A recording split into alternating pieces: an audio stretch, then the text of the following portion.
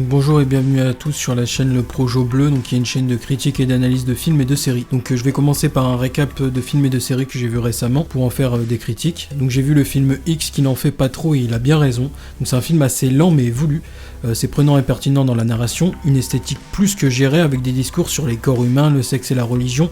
Le film est synthétique pour ne pas être trop long, je l'ai vraiment trouvé bon. J'ai vu aussi le film Dr. Sleep, donc la suite de Shining, qui m'a convaincu dans l'ensemble. C'est une belle suite à Shining qui revient aux origines tout en continuant l'épopée de Danny. Les pouvoirs du don m'ont glacé le sang personnellement, le film tient bien là-dessus, je ne suis pas déçu de cette suite personnellement.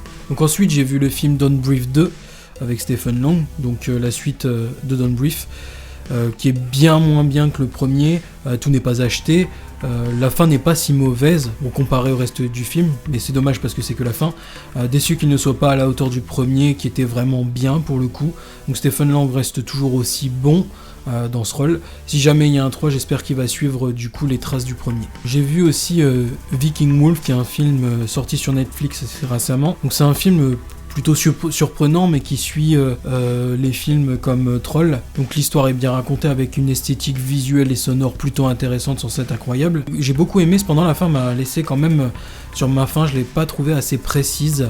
C'est le genre de film on va dire fortement appréciable sur Netflix parce que c'est quand même assez populaire. Ensuite j'ai vu le film Archive, qui est un film plutôt poétique avec de lourds discours qui essayent de faire réagir un spectateur insoucieux qui est trompé par une narration ultra maîtrisée, une esthétique convenant au film et au genre qui émerveille du coup le spectateur, qui devient troublé durant le film.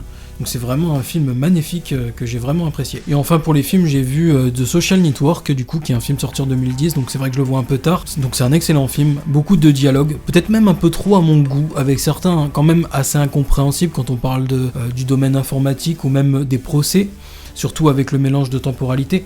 Donc le film reste quand même une claque dans l'ensemble, les acteurs jouent à la perfection, l'histoire est plus qu'intéressante, donc je suis quand même assez ravi d'avoir découvert ce chef-d'œuvre. Mais je précise d'ailleurs que le montage est excellent, au point même d'être très impressionnant.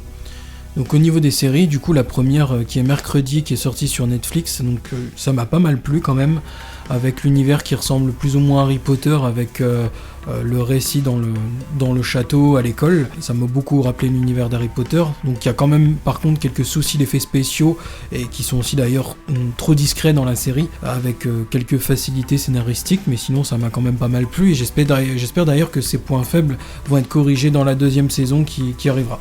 Et ensuite on va finir ce récap avec la deuxième série que j'ai vue, donc qui est The Witcher, l'héritage du sang, donc une série Netflix aussi.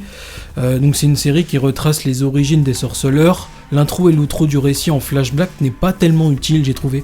L'esthétique visuelle et sonore n'est pas si mauvaise, sans être non plus incroyable, hein.